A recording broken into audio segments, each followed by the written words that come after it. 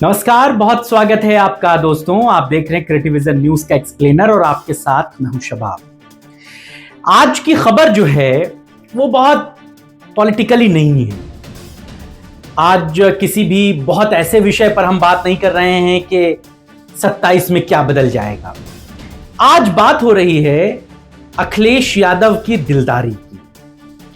आज बात हो रही है उस बूढ़ी मां की जो पिछले 7 सालों से, जी हां, एक दो नहीं, पिछले 7 सालों से एक अदद सरकारी मकान के लिए तरस रही थी। कौन सा दरवाजा उसने नहीं खटखटाया। थक हार कर आखिर में वो अखिलेश यादव के पास पहुंची और फिर वहां पर ऐसा कुछ हुआ कि ये पूरी बातें दिल को छू गई और हमें इस बात का एहसास कराया कि सच्ची राजनीति क्या होती है। और राजनीति केवल इसी का नाम नहीं है बल्कि सेवा का नाम है और वो सेवा अखिलेश यादव कर रहे हैं। वो उत्तर प्रदेश के मुख्यमंत्री नहीं हैं। उत्तर प्रदेश में उनके पास उतनी पावर नहीं है जितना मुख्यमंत्री के पास होती है। यहां तक कि एक मंत्री के भी हाथ में जितना कुछ होता है अपने विभाग में कर जाने के लिए, वो भी अखिलेश यादव के पास नहीं है।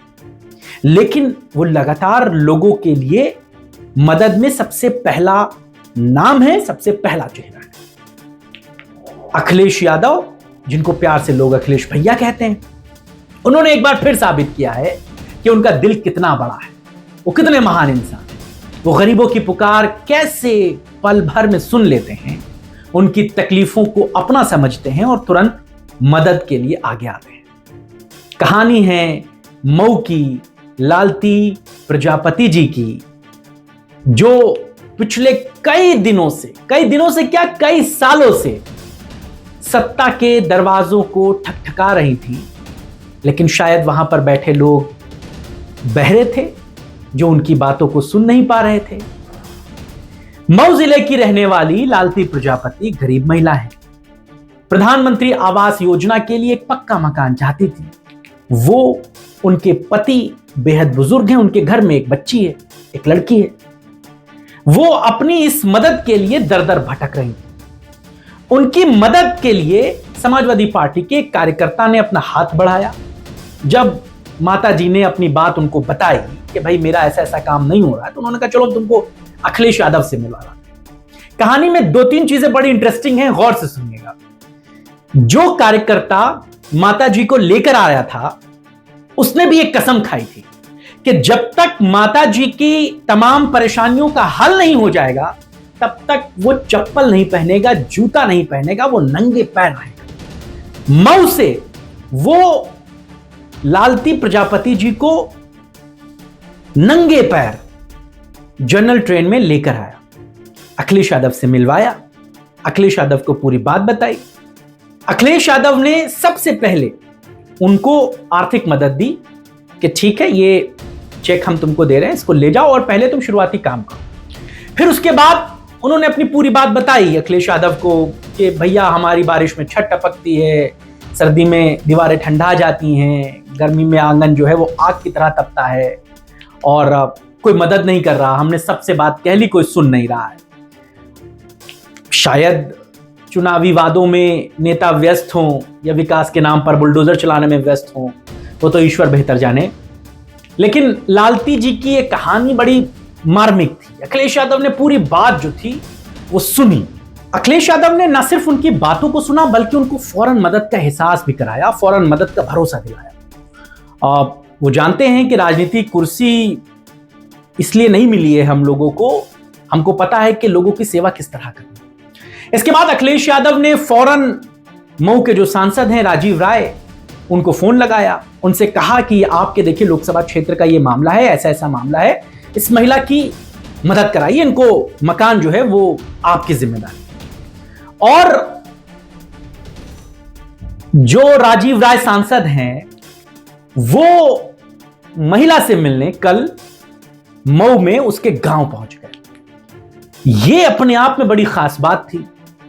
मऊ में जब वो पहुंचे तो फिर महिला ने बताया कि देखिए ये हमारा मकान है। राजीव राय ने देखा, वहां पर वाकई में मकान नहीं था और राजीव राय ने उस महिला का हाथ पकड़ा, उसको पूरी बात बताई। राजीव राय ने क्या कहा वहां पर पहुंचकर, आप पहले इस बात को सुनिए। और दुर्भाग्य है कि 2 साल से यहाँ के अधिकारी सुन नहीं रहे थे। वजह कुछ और भी हो सकती है। आप सबको पता है भ्रष्टाचार इतनी जड़ जमा चुकी है कि गरीबों के लिए मानवता नाम की चीज भी खत्म हो गई है। जब इनसे बात हुई मैंने उसी समय अधिकारियों को कहा कि तत्काल इसका आदेश पारित होना चाहिए, 2 महीने के अंदर इनका घर बनना चाहिए, और नहीं बनेगा तो पैसे से अपने, आज भी मैं आप सबको बोल रहा हूँ, मैं स्वयं बनवाऊंगा, लेकिन उन सबको जेल भेजूंगा। ये भी है, उन सबको जेल भेजूंगा। और अगर सरकार आती है 27 में तो जिंदगी भर नौकरी के लिए तरस जाएंगे, नीचे से लेकर ऊपर वाले जो भी अधिकारी। 2 समस्या थी माता जी का, तो तुम लोग याद इसकी काफी नेपाल कर पाएंगे। दूसरा है इनकी बेटी है, तो शादी भी हम करवाएंगे। देखा खुदा तरु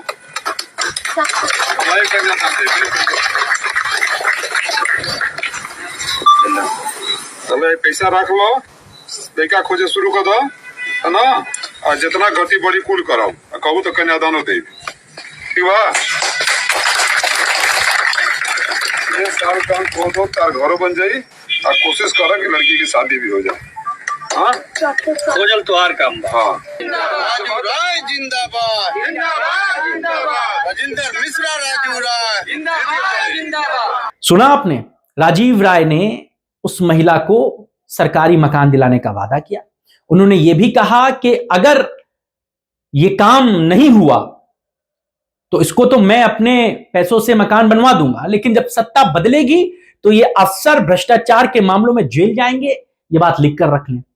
राजीव राय बिल्कुल स्ट्रेट फॉरवर्ड बात कहते हैं।